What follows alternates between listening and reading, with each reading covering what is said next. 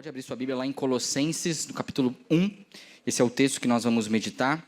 E nós estamos agora, esse mês de janeiro e início ainda do mês de fevereiro, olhando novamente para alguns temas que fazem parte da nossa vida, que vão fazer parte do nosso ano e que são muito importantes de nós termos esse outro olhar, né? Olhar novamente, olhar mais uma vez que nós já conhecemos, a temas que nós já estamos acostumados, mas que provavelmente precisamos sim olhar de novo, rever algumas coisas, né? E hoje nós vamos ter um outro olhar e olhar mais uma vez para o tema da relevância nas nossas vidas. Acho que todo mundo quer ser alguém relevante, ou em algum momento já quis ser relevante, né? Talvez você olhe e pense assim, não, é relevante, nunca pedi a Deus, eu quero ser relevante. Talvez nessa palavra você nunca pensou assim. Talvez usando esse termo, relevância, você nunca desejou isso. Mas nos desdobramentos da relevância em si, muitas vezes nós queremos ser relevantes. Nós queremos ser importantes, né? Nós queremos importar, talvez não para todo mundo, mas para alguém especial. Nós queremos estar em destaque em alguns momentos. É isso que significa relevância, né? Relevância vem de relevo, de aquilo que está em destaque. Uma montanha é um relevo, aquilo se destaca em meio à planície, né? Nós podemos desejar ser relevantes em diversas áreas. Nós queremos ser importantes, nós queremos ser vistos, muitas vezes. Nós queremos ser amados, nós queremos importar para alguém, né? Todos nós buscamos, de alguma forma, viver uma vida que é relevante, né? E não tem problema nenhum nisso. Não tem problema nenhum buscar ser alguém relevante e desejar ser relevante. O problema está na sua motivação a essa relevância. Você quer ser relevante por quê? Por que coisas em sua vida você quer ser alguém relevante? Muitos querem ser relevantes e querem se destacar pelo dinheiro que têm. Outros querem se destacar pelas roupas que usam, pela estética. Outros querem se destacar pelo carro que tem, pelo trabalho que tem, ou pelo círculo social, pelo status, né? Pelo estilo de vida que leva. Essas não são boas razões para desejar relevância. Qual deve ser a razão pela qual um cristão deve buscar a relevância em sua vida? Porque nós, como igreja, devemos buscar ser relevantes. Em que áreas especificamente? Por isso eu pedi para você abrir sua Bíblia em Colossenses capítulo 1. Eu vou ler aqui dos versículos 3 a 5. Colossenses 1, de 3 a 5. Eu vou ler aqui de acordo com o Almeida século 21. Você pode acompanhar o texto na sua versão. Diz assim a palavra do nosso Deus. Damos graças a Deus, Pai de nosso Senhor Jesus Cristo, orando sempre por vós, desde que ouvimos falar da vossa fé em Cristo Jesus e do amor que tende por todos os santos, por causa da esperança que vos está reservada no céu, da qual já ouvistes pela palavra da verdade, o Evangelho. Amém? Esse texto é um texto inicial, né, na carta de Paulo aos Colossenses. Nós precisamos entender um pouco onde estava Paulo e onde estavam os Colossenses, para que a gente possa absorver esses detalhes, para que a gente possa compreender de fato as lições que estão contidas nesses versículos aqui, nesses poucos versículos, né? Primeiro que Paulo, nesse momento, ele está escrevendo para uma igreja que ficava na cidade de Colossos, uma igreja que funcionava numa casa, como várias igrejas funcionavam naquele período, né? E Paulo provavelmente escreve isso durante uma de suas prisões, quando ele estava em Roma. Paulo, ele não tinha acabado de sair daquela cidade. Ele não estava há pouco tempo antes com aqueles irmãos, né? Muitas igrejas às quais Paulo escreveu, ele nunca sequer havia visitado, né? Ele orientava à distância. Só que é muito interessante que nós podemos, nesses 3 versículos aqui, ver claramente que Paulo ouve falar dos colossenses. Uma notícia lá da cidade de Colossos chega até Paulo, chega aos ouvidos dele, né? As coisas que eles estavam fazendo lá chegaram ao ouvido de Paulo. Isso acontecia às vezes. Uma das igrejas que ele esteve presente, por exemplo, a igreja de Corinto, também Paulo recebeu notícias muito depois de ter saído de lá, mas notícias ruins. Ele ficou espantado com as coisas que ele começou a ouvir e as coisas que ele estava vendo que aconteciam lá. Mas aqui nesse caso, com os irmãos colossenses, Paulo ele fica muito feliz com o que ele ouve. Essa é uma carta muito positiva de Paulo.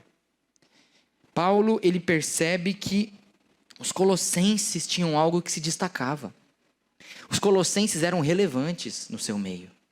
Por quê? Porque mesmo de longe, ele conseguiu ouvir do que estava acontecendo lá.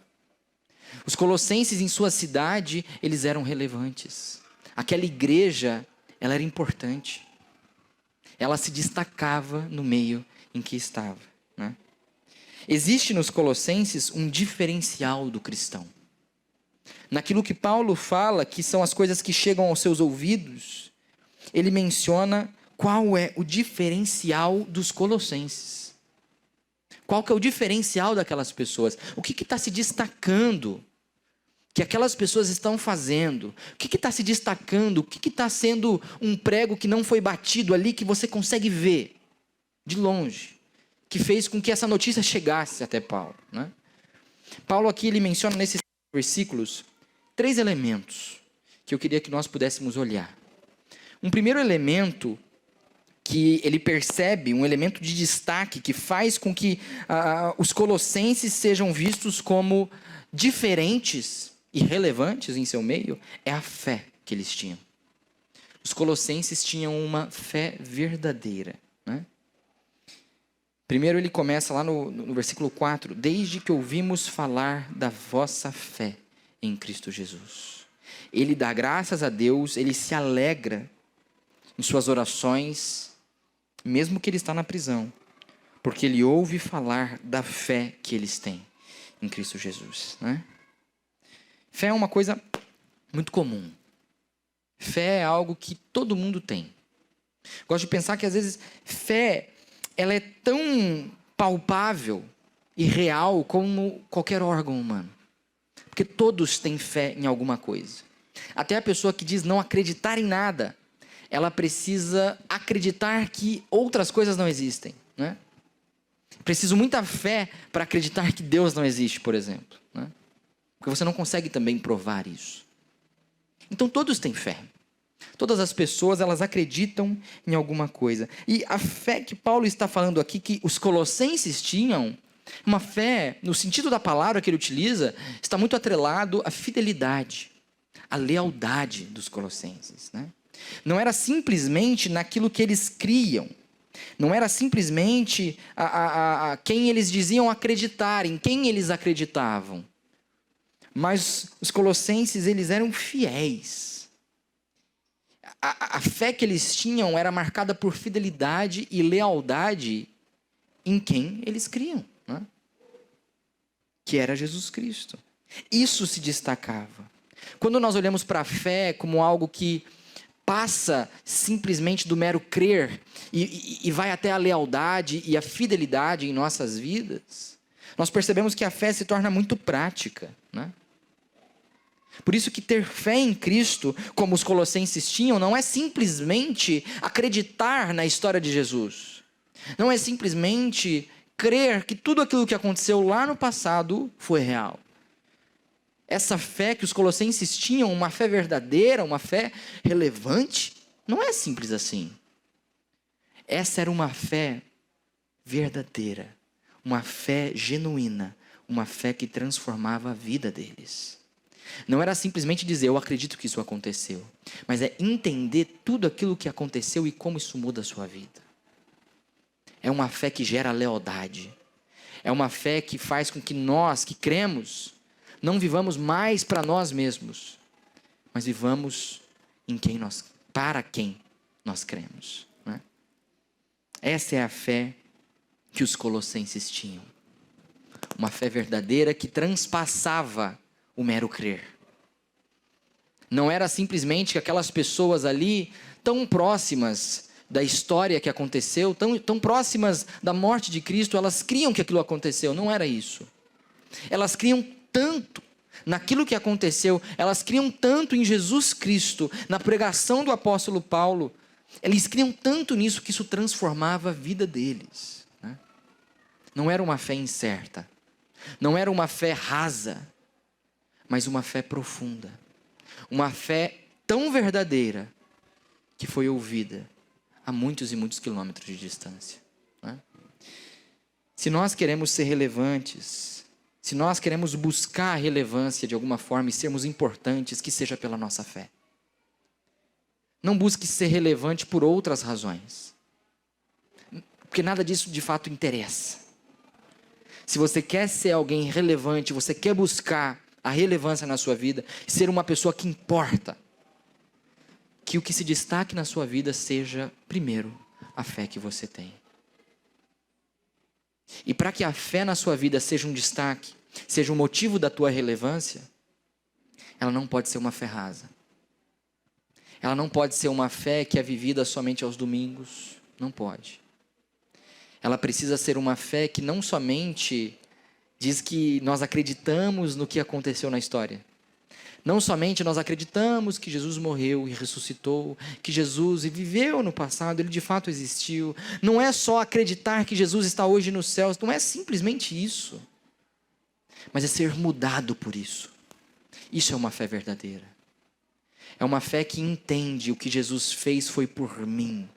Ele fez algo que eu jamais poderia fazer. Ele ofereceu a própria vida, porque nem se eu juntasse todas as vidas que eu conseguisse, eu conseguiria comprar aquilo que Ele me dá pelo seu sacrifício. E essa fé nos faz leais a Ele, nos faz fiéis a Ele. Se nós queremos ser relevantes, que seja pela nossa fé verdadeira. Também, um segundo elemento que nós devemos buscar em nossas vidas para ser destaque e fazer de nós pessoas relevantes é um amor voluntário. Os colossenses tinham isso. Eles tinham um amor voluntário, um amor uns pelos outros, né? Paulo continua no versículo 4. Ele é grato a Deus, como ele diz, dá graças a Deus, Pai de nosso Senhor Jesus Cristo, orando sempre por vocês, desde que ouvimos falar da fé que vocês têm em Cristo Jesus e do amor que tendes por todos os santos. O amor que tendes uns pelos outros. É um amor voluntário. É um amor que permeava a comunidade dos colossenses e um amor que na realidade era visto por todos que estavam no seu meio. As pessoas olhavam e falavam, essas pessoas aí se amam, né? Quem era de fora olhava e falava assim, que povo que se ama. Que povo que vive nessa harmonia, nesse amor, né? E aqui é interessante que Paulo, ele não está falando de um amor dos relacionamentos interpessoais. Ele não está falando disso. Paulo, ele utiliza ele particularmente, né? Às vezes a gente quer pegar e olhar, existem 4 palavrinhas para o amor, e a gente quer dizer que essa para essa para essa. A gente tem que olhar, na realidade, para um autor isolado. Como que Paulo utiliza todos os sinônimos de amor que ele tem na língua grega, né? Paulo utiliza de uma certa forma, e aqui nós conseguimos identificar que a palavra que ele está utilizando, o sinônimo de amor que ele está utilizando aqui, não é o amor que na cultura grega era utilizado para falar de relacionamentos. Não é esse amor. Ele está falando de um amor que é sempre usado para descrever o relacionamento entre Deus e o ser humano. Só que aqui ele não está falando desse amor, né? Ele está falando de um amor que tem por todos os santos. Isso nos mostra que o amor que eles tinham uns pelos outros era um amor que vinha de Deus. Era um amor que eles recebem de Deus e eles têm por Deus. E por isso eles têm uns pelos outros, né? Esses são os 2 mandamentos que Jesus deixa, né? Que Paulo ensina para essas pessoas. Tem que amar a Deus acima de todas as coisas e amar o próximo como a ti mesmo. O amor ao próximo vem desse amor a Deus, né? O amor de Deus tem o seu auge no Filho Jesus. Esse é o ápice do amor de Deus. Por isso que é um amor voluntário. É um amor que ele é primeiro, entende? Ele vem primeiro. Ele não espera nada em troca. Ele é um amor incondicional que Deus tem por nós. Nós vemos João falar em suas cartas sobre esse amor. Lá em 1 João capítulo 4, verso 10, diz que nisto consiste o amor, não em que nós tenhamos amado a Deus, mas em que Ele nos amou e enviou seu Filho como propiciação pelos nossos pecados. Esse é o amor de Deus por nós. E Paulo está dizendo que os colossenses tinham esse amor uns pelos outros, entende? Não é que então aquelas pessoas se relacionavam bem simplesmente, não é isso. Não é que aquelas pessoas estavam simplesmente em harmonia, não é isso. Aquelas pessoas tinham algo fora do comum. Não é como se elas se gostassem simplesmente porque são amigas, não era isso. Elas tinham um amor voluntário umas pelas outras. É um amor que não está embasado em sentimento. É um amor que não é com base nas nossas emoções simplesmente. Porque amor não é isso, né? Isso é paixão. Amor é decisão. Esse é o amor voluntário que eles tinham uns pelos outros, né? Era um amor que eles decidiam sentir. Eles decidiam ter uns pelos outros, né? Esse é o amor, como nós vimos semana passada, por exemplo, em Lucas, no capítulo 6, o verso 27, quando diz assim, Jesus dizendo, digo porém a vocês que me ouvem, amem os seus inimigos, façam o bem aos que odeiam vocês, né? É um amor voluntário, é um amor que vem de Deus e vai para o outro.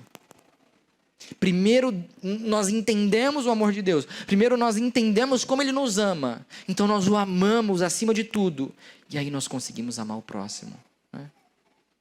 É assim que nós devemos entender esse amor voluntário.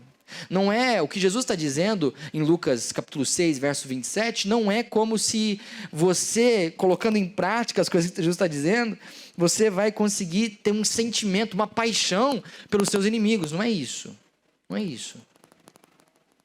Mas é um amor que você decide sentir pelas pessoas que estão ao seu lado. É um amor que você pode sentir por pessoas que fazem coisas que você não gosta, entende? Não é que você olha e fala assim, não, tudo é lindo. Essa pessoa faz coisas maravilhosas o tempo todo. O jeito que fala, eu amo, isso. Não é isso, não é esse amor. Não é esse o amor voluntário que é motivo de destaque na vida dos colossenses, não é esse. O amor voluntário é um amor de decisão própria. É um amor que você decide ter. E você fala, aquela pessoa... É um negócio estranho, porque você pensa assim, eu não gosto de você, mas eu amo você. Eu escolho não te odiar, né? Eu escolho te amar. Isso é destaque. Porque quando as pessoas olham para alguém que consegue amar até mesmo aquele que te prejudica, quando as pessoas olham para uma comunidade onde existe esse tipo de amor, isso faz de você, que ama dessa forma, uma pessoa relevante. Isso se destaca em meio à multidão. Então, se nós queremos ser relevantes, que seja pela fé que temos, que seja pelo amor que sentimos uns pelos outros e que decidimos sentir uns pelos outros. E também, Paulo, ele ouve falar da esperança. Na realidade, ele diz que a esperança que os colossenses tinham era a motivação da fé e do amor que sentiam uns pelos outros, sabia? Esse era o maior diferencial dos colossenses. Uma esperança viva que eles tinham. E esse deve ser o maior diferencial do cristão. Uma esperança que, conforme Paulo está dizendo, está muito atrelada à expectativa que as pessoas tinham, né? Uma expectativa de algo que vai acontecer. Isso fundamentava a fé, isso fundamentava o amor. A expectativa que eles tinham pela promessa de Cristo, pela promessa da volta de Jesus Cristo, né? Essa é a esperança que destacava. E a esperança viva, uma esperança verdadeira e viva que nós possamos ter, devemos ter, ela deve alterar completamente como nós olhamos todas as situações da vida. Uma esperança viva, ela transforma a nossa cosmovisão. A forma como nós enxergamos a vida. Isso é cosmovisão. Cosmovisão são os óculos que eu já estou usando porque eu sou cego. Preciso até trocar. Mas os óculos pelos quais nós enxergamos a vida, né? Se você usa um óculos igual esse, a ideia é que você enxergue melhor. Mas se você usar um óculos 3D ou um óculos que tenha uma cor, né? Um óculos escuro, por exemplo, você vai começar a enxergar tudo mais escuro. Sabia disso? Sabia. Isso é cosmovisão. Os óculos que você vai utilizar, se você usar os óculos da esperança, isso muda como você enxerga tudo na vida. Como se você colocasse um óculos de sol, tudo vai escurecer. Com a esperança, com os óculos da esperança, você olha para todas as situações da vida de modo diferente. Qual que era a esperança que eles tinham, né? A esperança era aquela que está reservada nos céus. O versículo 5 diz: por causa da esperança que vos está reservada no céu, da qual já ouvistes pela palavra da verdade, o Evangelho. A esperança que eles tinham não estava firmada em coisas, não estava firmada simplesmente numa promessa terrena. Não era essa a esperança. A esperança que eles tinham não estava firmada e fundamentada em bens, em posses, na própria capacidade física, no tamanho do grupo, não estava firmado em nada disso. A esperança que eles tinham não estava firmada nas próprias capacidades, nas próprias coisas. Mas estavam firmadas essa esperança lá nos céus. E isso é o que muda tudo. Porque quando a nossa esperança está na promessa de Jesus, de que um dia nós vamos estar junto dele, não existe problema grande demais. Não existe situação difícil demais. Não existe. Não existe razão para temer. Porque o pior que nos podia acontecer, ele solucionou. O pior e aquilo que nós nunca conseguiríamos solucionar, não somente nossa morte, mas a condenação eterna, ele resolveu. Ele nos dá. Se ele nos garante isso, se pela fé nele, nós temos habitação junto dele, não existe problema grande demais. Não existe nada e não deve existir nada que vá tirar a nossa paz e o nosso sono. Porque você deita e fala assim: eu vou estar com Jesus um dia, né? Isso muda tudo.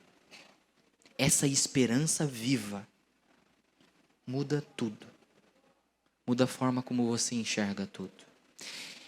E essas são as coisas pelas quais você deve querer se destacar. Não queira ser relevante pelas coisas que você tem. Não queira ser relevante pelo carro, pela casa, pelo trabalho, pelo sucesso. Não queira ser relevante pela família que você tem. Não queira ser relevante pelo seu estilo de vida, pelos privilégios. Não queira ser relevante até mesmo pelo status. Não queira. Não vale a pena ser relevante por essas coisas. Mas queira se destacar e ter relevância na sua vida pela fé em Deus diante dos desafios. Uma pessoa que diante das lutas, diante das dificuldades, não perde sua fé. Que quando as coisas apertam, ela não abandona a fé, mas prossegue. Queira ser relevante pelo amor que você tem ao próximo, mesmo que seja seu inimigo. Mesmo que seja alguém que quer o seu mal, sabe? Isso se destaca. Quando os outros olham para alguém que ama aquele que o odeia, a pessoa fica assim: peraí, ué, não faz sentido. Isso se destaca. Isso é ser relevante. Queira ser relevante pela esperança inabalável diante de notícias ruins. Essas são razões pelas quais vale a pena ser relevante. Amém?